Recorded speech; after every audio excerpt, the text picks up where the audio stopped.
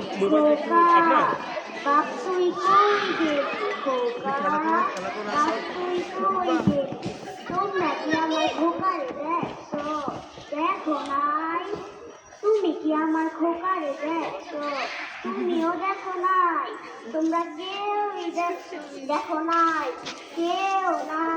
1971 সালে মুক্তিযুদ্ধে আমার খোকার ঘরে বইয়া রইল না চইলা গেল মুক্তিযুদ্ধে যাওয়ার সময় আমাদের দরজা বইয়া গেল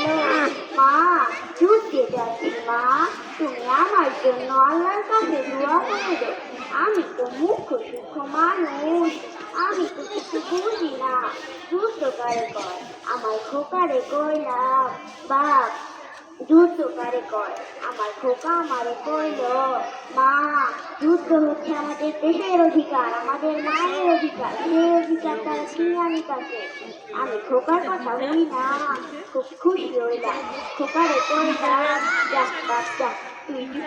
যুদ্ধে যা আমি তো আল্লাহর কাছে দোয়া করবো আমার খোকা ওই যে গেল আর বিদাইল না খোকা তুই মায়ের বুকে বিদায় খোকা তুই ছাড়া আমার কেউ নাই খোকা তুই মায়ের বুকে বিদায় খোকা তুই ছাড়া